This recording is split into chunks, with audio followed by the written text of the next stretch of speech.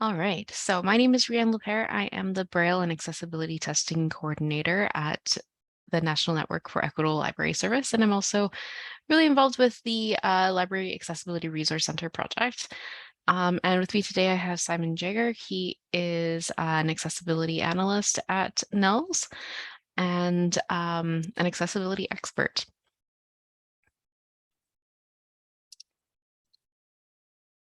So our presenters today come from across this land, living and working in what we now know as Canada. We respect and affirm the inherent and treaty rights of all Indigenous peoples and will continue to honor the commitments to self-determination and sovereignty which we have made to Indigenous nations and peoples. We respectfully ask for you all to take a moment to acknowledge the lands on which you reside. So as we get started today, what is an accessible hyperlink? But first of all, what is a hyperlink? A hyperlink is a link that users can click on or select to open a web page or move to another area in a document. When you add a hyperlink to your document, they are highlighted in a different color and often underlined. And so why are these important? Hyperlinks provide users a shortcut to more information without needing to add it into the document.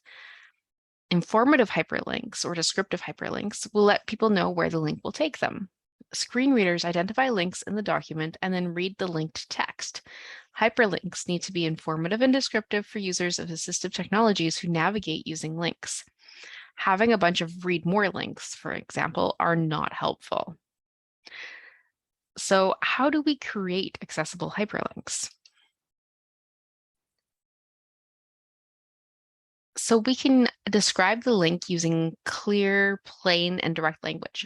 For example, use accessible libraries website instead of the URL https://accessibilibraries.ca. And I think a lot of the time, sometimes screen readers will read it, try and figure out the words. Simon, you can correct me if I'm wrong here, but a lot of times it gets spelled out. Is that correct? It's kind of, am I audible? This is the first time Yes. I'm using this. It's kind of like hashtags, actually, because most people don't bother capitalizing URLs because why would they? So if you have accessiblelibraries.ca, it's probably not going to spell it out. Sometimes it will if it has numbers as part of the URL, but it might say like accessiblelibraries.ca. So if you, I mean, one acceptable thing is to just put the text of the hyperlink as capital A accessible capital L libraries.ca. And then that will be the link text and it will be read out properly without the HTTP stuff at the beginning. But generally speaking, uncapitalized sets of words don't go well with screen readers. Perfect. Thank you. So links using the URL are not informative or descriptive links. Screen readers either, well, we covered that out. Now, I'm sorry, if your document is a handout or people will access it in a physical format, use the simplest format of the URL. So you don't need to include the https:// if it's not needed or if it's unnecessary. You can also, like if you have a shortened URL, that's always nice to include rather than having the big long string of 3 lines of URL.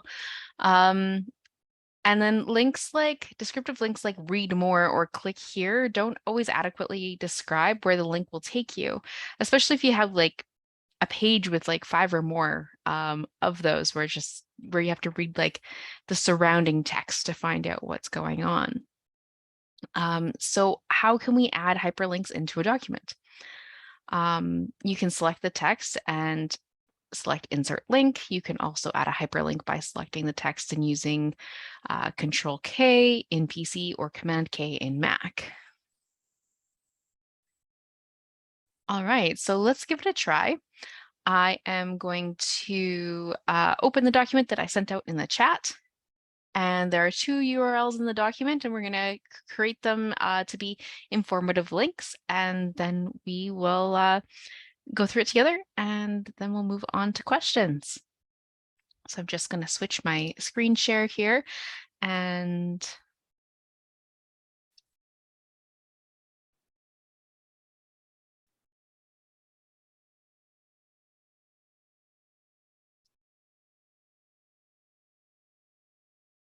if I can get to them. Here we go.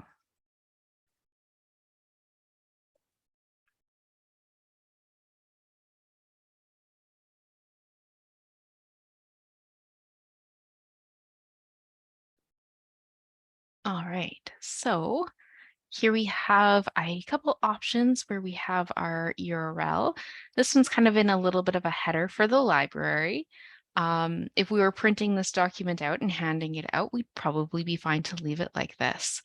But we could change this to be a link instead. So I'm going to go to insert link, or you can right click and do link as well. And so the text to display is at the top, and we're going to change that to something like your library website. And then the address is there, and we can keep that the same because that library website doesn't actually exist. And we can see how it changes there. And then there's another option down lower where we're going to want to change that as well. So items may be renewed once online using your membership number and password provided by staff. And we can change that one as well and change the display text to, let's see.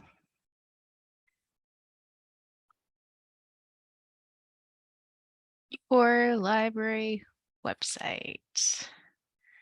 Now those links will be the same, but they are taking you to the same place, so it would be fine. However, if you are, maybe this is a different URL where it's taking you to specifically where the renewal options are, we could edit that hyperlink and say renew on your library website, and the link text will be there. And so now our document has descriptive hyperlinks, and we can keep continuing to improve this document as we go in the next sessions.